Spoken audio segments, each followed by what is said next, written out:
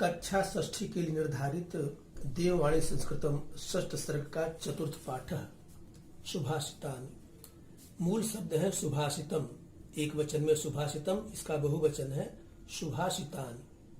सुभाषितम माने सुंदर वचन, अच्छी बातें। वेद, पुराण, उपनिषद, गीता इत्यादि जो हमारी अच्छी पुस्तकें हैं, धार्मिक पुस्तक है, उनसे ये चुने हुए सुभाषित है। सुभाषित का पहला श्लोक हमारे साथ दोहराएंगे। परोपकाराय फलन्ति वृक्षाः, परोपकाराय वहन्ति नद्यः, परोपकाराय दुहन्ति गावः, परोपकारार्थमिदं शरीरम। काठिन्य निवारण, जो कठिन शब्द है इसका निवारण करें। परोपकाराय, इसमें दो शब्द हैं। परोपकार शब्द है, परधन उपकार, इसमें चतुर्थी विभक्ति मिलकर हो गया है परोपकाराय। परधन उपकाराय, इसका अर्थ है पर माने दूसरों की, उपकाराय माने भलाई के लिए। परोपकाराय यानी दूसरों की भलाई के लिए। वहंती, वहंती, वहंती माने बहती है। नद्यः, नदियां, नदी का बहुवचन है नद्यः। दुहंती, दुहंती दूध देती है, यहाँ दुहंती है। दुहंती दूध देती है या दुहती है, दुही जाती है। गावः, गावः गो शब्द का बहुवचन है गावः, गाय। फिर परोपकारार्थम, इसमें देखिए पर धन उपकार धन अर्थम।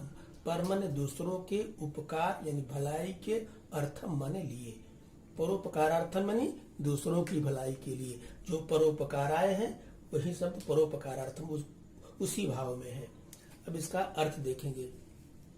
परोपकाराय फलन्ति वृक्षाः, वृक्षाः यानी वृक्ष।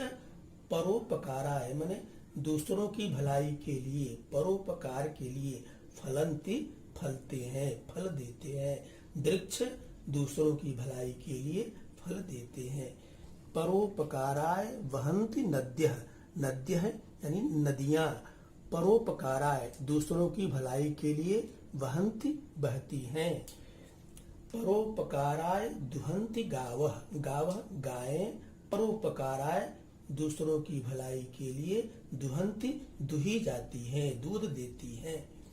परोपकारार्थम इदं शरीरम, परोपकारार्थम पर धन उपकार धन अर्थम यानी दूसरों की भलाई के लिए। इदम शरीरम माने यह शरीर है, यानी इदम शरीरम यह शरीर दूसरों की भलाई के लिए है। अर्थात हमें इस शरीर से दूसरों की भलाई करनी चाहिए। भावार्थ को एक बार फिर से देखो, यहाँ लिखा हुआ है, आप भी अपनी कॉपी में लिखेंगे। वृक्ष दूसरों की भलाई के लिए फल देते हैं। नदियां दूसरों की भलाई के लिए बहती हैं। गायें दूसरों की भलाई के लिए दूध देती हैं। यह शरीर दूसरों की भलाई के लिए बना है। सुभाषित का श्लोक नंबर 2 दोहराएंगे। पृथिव्यां त्रीणि रत्नानि जलमन्नं सुभाषितं, मूढ़ैः पाषाणखण्डेषु रत्न संज्ञा विधीयते। काठिन्य निवारण। पृथिव्याम, यहाँ पर है पृथिव्याम यानी पृथ्वी पर। ये पृथ्वी शब्द का सप्तमी विभक्ति एक वचन में रूप है। पृथिव्याम पृथ्वी पर। त्रीणि, त्रीणि माने तीन।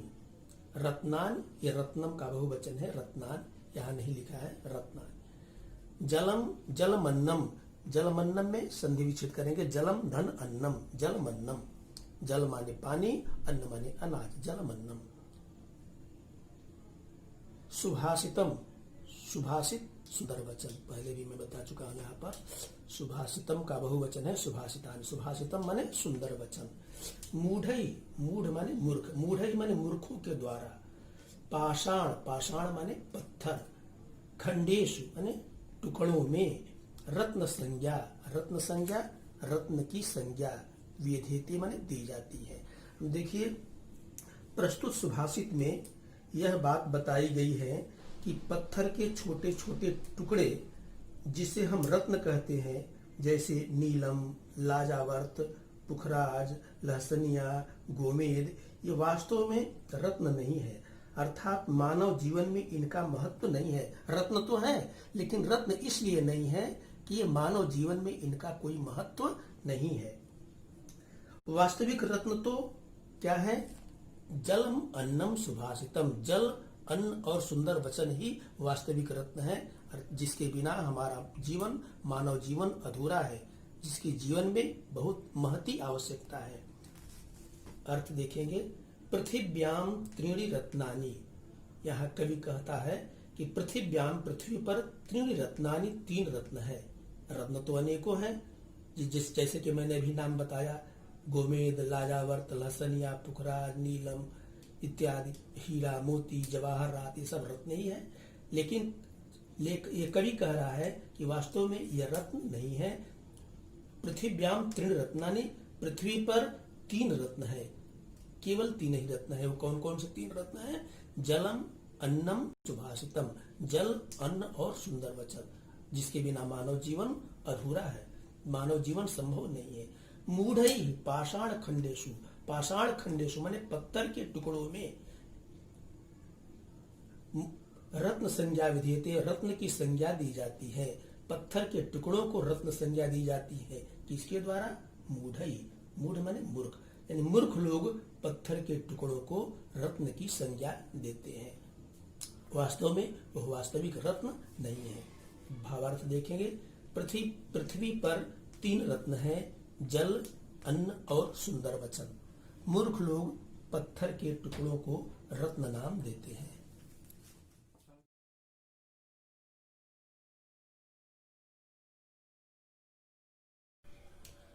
कक्षा षष्ठ के लिए निर्धारित देववाणी संस्कृतम षष्ठ सर्ग का चतुर्थ पाठ। पाठ का नाम है सुभाषितान। श्लोक संख्या 3 दोहराएंगे हमारे साथ श्लोक को। प्रदोषे दीपकश्चंद्रः, प्रभाते दीपको रविः, त्रैलोक्ये दीपको धर्मः, सुपुत्रः कुलदीपकः। यह सुपुत्र शब्द है यहाँ पर, सुपुत्र, धर्म।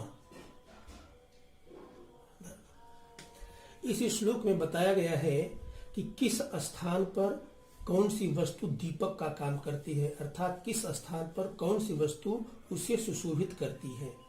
देखेंगे, काठिन्य निवारण है। प्रदोष, प्रदोष कहते हैं रात्रि काल के समय को। प्रदोष, प्रदोषे माने रात्रि के समय। दीपक, दीपक माने दीपक। दीपक चंद्र में संधि विच्छेद करेंगे। दीपक धन चंद्र, चंद्र माने चंद्रमा। प्रभात, प्रभात माने प्रातः काल, प्रातः काल की वेला को प्रभात कहते हैं। प्रभाते माने प्रभात काल में, सुबह के समय। रवि, रवि माने सूर्य। फिर है सुपुत्र, सुपुत्र का मतलब श्रेष्ठ पुत्र, अच्छा पुत्र, यानी चरित्रवान पुत्र। त्रैलोक्य शब्द एक है, त्रैलोक्य यानी तीनों लोक, स्वर्गलोक, मृत्युलोक, पाताल लोक। अब इसका अर्थ देखेंगे। प्रदोषे दीपकश्चंद्र, प्रदोषे माने प्रदोष काल में यानी रात्रि के समय में, चंद्र दीपक, चंद्रमा दीपक होता है, यानी रात्रि काल का दीपक चंद्रमा होता है। कहने का मतलब कि रात्रि काल में रात्रि को सुशोभित करने वाला चंद्रमा होता है, रात्रि काल को प्रकाशित चंद्रमा करता है।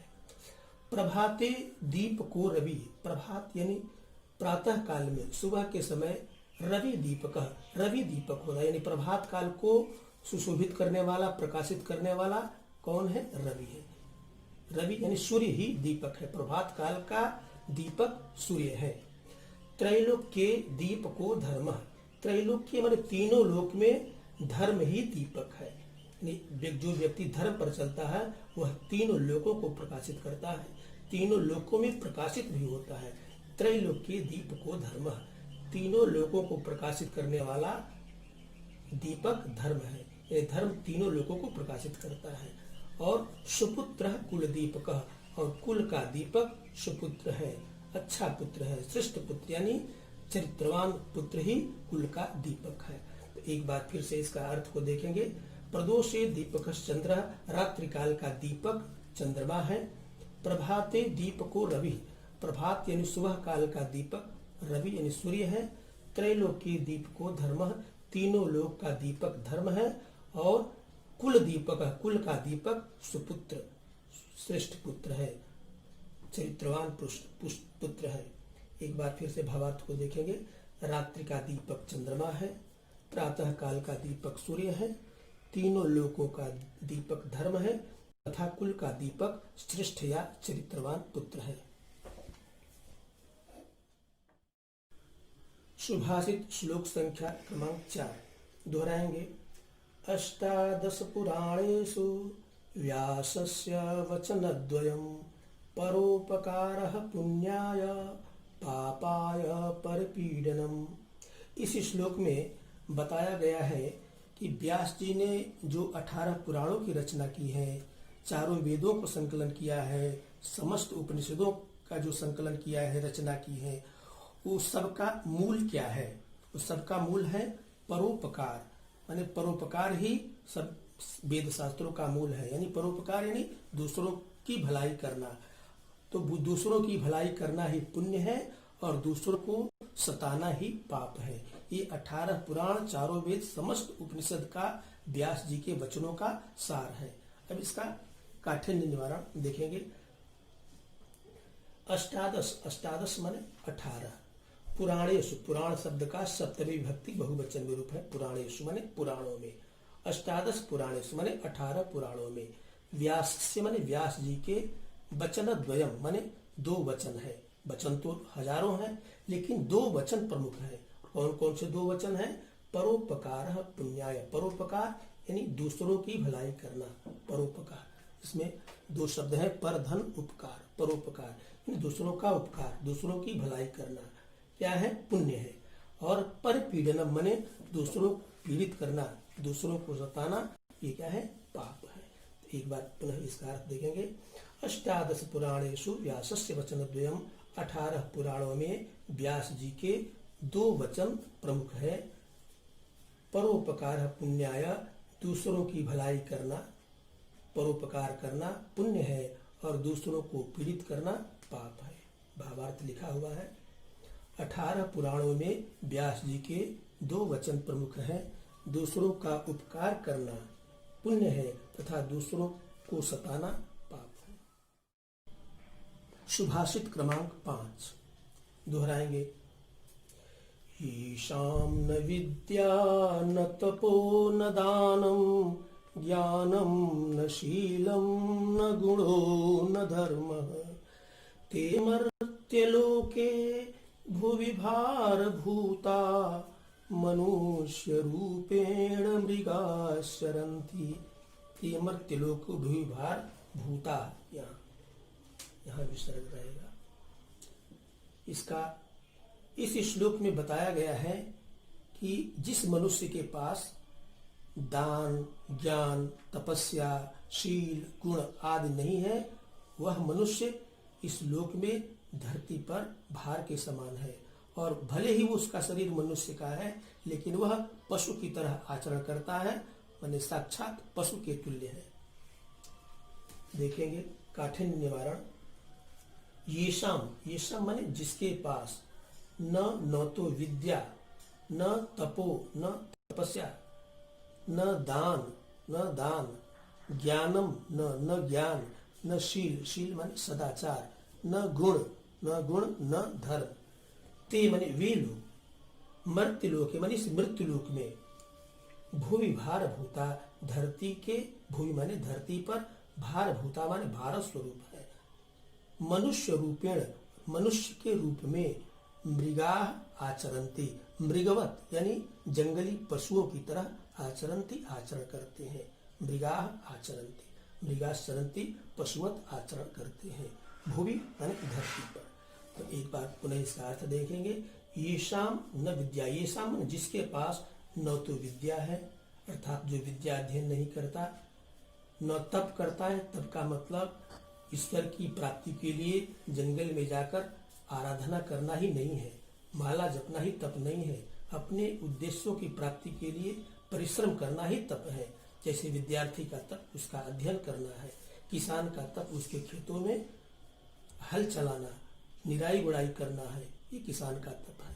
तो जिनके पास न विद्या है, न तप है, न दान है, न ज्ञान है, न शील है, सदाचार है, और न गुण है, और न धर्म है, अर्थात जो धर्म पर नहीं चलते, ऐसे व्यक्ति मृत्यु लोक में भूविभार भूता, तो मैंने ते भूता माने वे लोग भूविभार माने धरती पर भार स्वरूप है, धरती के बोझ है, और मनुष्य रूपेण मनुष्य के रूप में मृगाश्चरन्ति मृग स्वरूप जंगली पशु की तरह आचरण करते हैं। भावार्थ को एक बार फिर से देख लीजिए।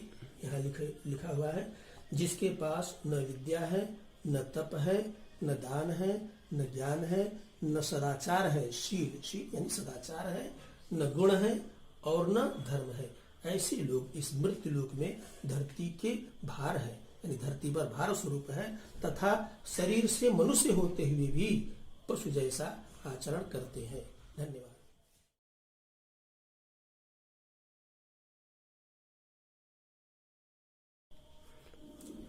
सुभाषित का श्लोक संख्या 6 दोहराएंगे। सुखार्थी वा त्यजेद विद्याम, विद्यार्थी वा त्यजेद सुखम, सुखार्थिनः कुतो विद्या, विद्यार्थिनः कुतः सुखम। इस सुभाषित में कवि यह कहना चाहता है कि विद्या और सुख दोनों एक साथ नहीं रख सकते। विद्या और सुख में से किसी एक की ही प्राप्ति हो सकती है। अगर कोई विद्यार्थी है यानी विद्या को चाहता है तो उसे सुख का त्याग करना पड़ेगा, और अगर वो सुख चाहता है तो उसे विद्या का त्याग करना पड़ेगा, विद्या को छोड़ना पड़ेगा। काठिन्य निवारण देखिए। सुखार्थी में 2 शब्द हैं, सुख धन अर्थी। सुखार्थी सुख चाहने वाला, अर्थी माने चाहने वाला, सुख चाहने वाला। अर्थी का कुछ लोग ये प्रयोग करते हैं, अर्थी जो जिस पर डेड बॉडी को ले जाते हैं वह पूरा अर्थी पूरा रह होता है, उसमें ये आधार ये नहीं होता है, वह अर्थी जिस पर शव को ले जाते हैं जलाने के लिए या दफनाने वगैरह के लिए, वो अर्थी होता है। ये है अर्थी। अर्थी माने चाहने वाला। तो सुखार्थी यानी सुख चाहने वाला। और ऐसे विद्यार्थी, विद्या धन अर्थी, विद्यार्थी में संधि विच्छेद है, विद्या धन अर्थी मतलब विद्या को चाहने वाला, विद्या चाहने वाला। फिर एक शब्द है त्यजेत। त्यजेत माने त्याग देना चाहिए, छोड़ देना चाहिए।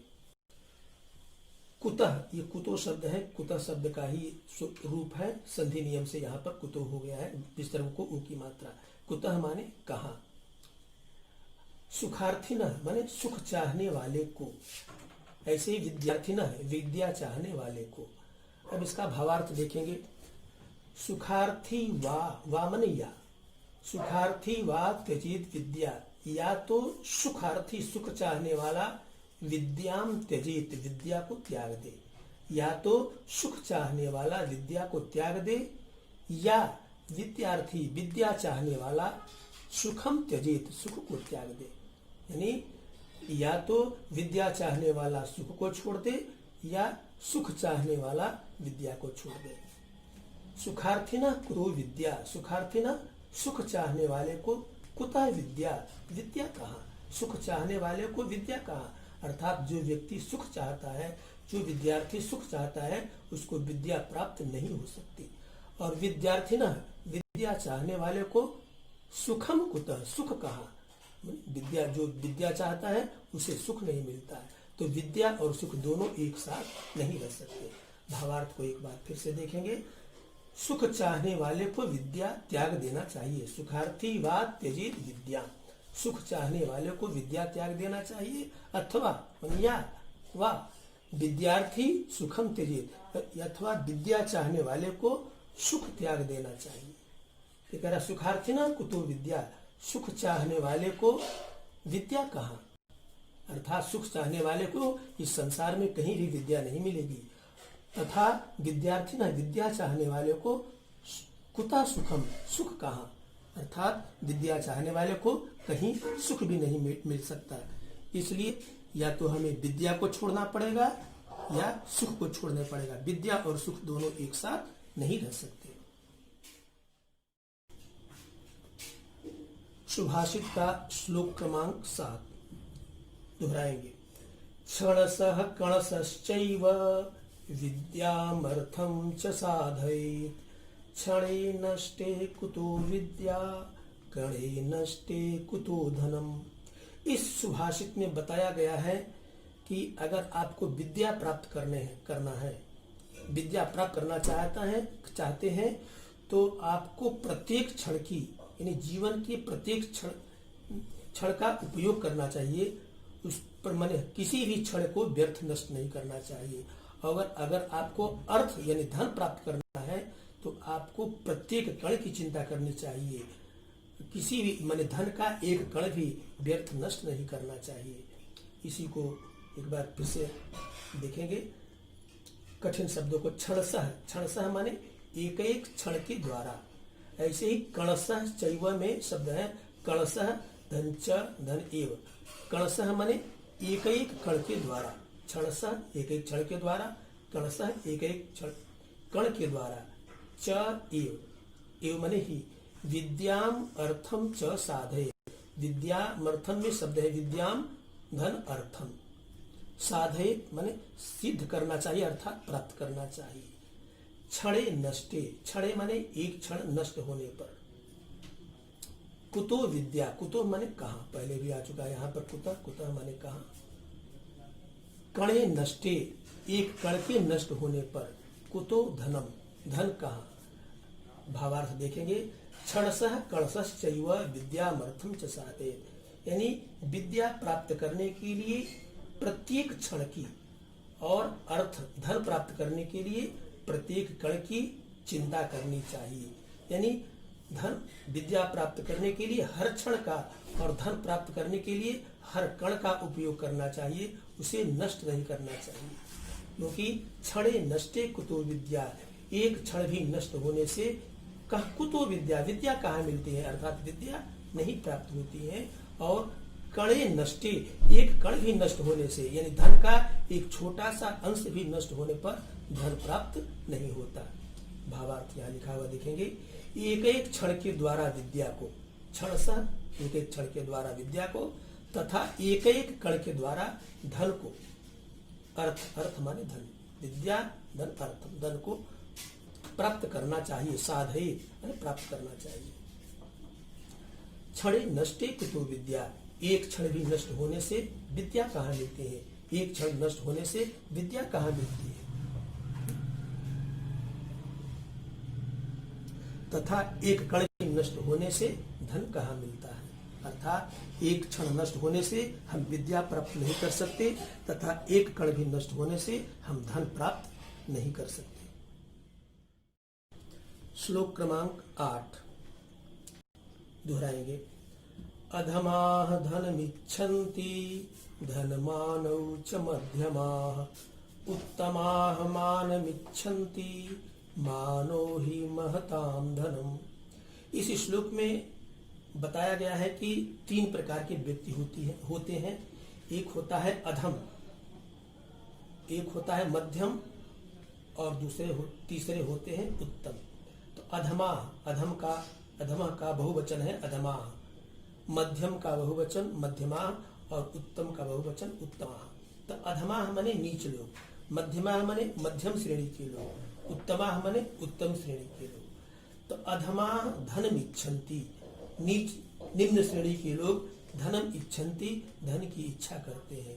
अर्थात जो तुच्छ व्यक्ति है, निम्न श्रेणी के व्यक्ति हैं, वह केवल धन ही चाहते हैं। कियन प्रकारेण वह धन को ही अर्जित करना चाहते हैं, चाहे उसके लिए पाप करना हो, चाहे हत्या करना हो, लूटपाट करना हो।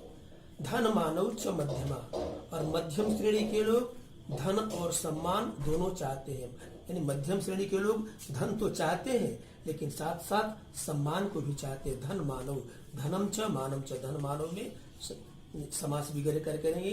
धनम च मान च, धन और मान मिलकर बनेगा धन मानव।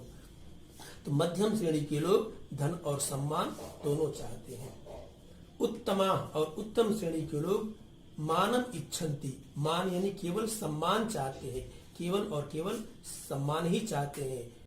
क्योंकि महता माने महान लोगों के लिए मानो ही धनम, सम्मान ही धन है। महान लोग सम्मान को ही अपना धन मानते हैं। भावार्थ में देखें।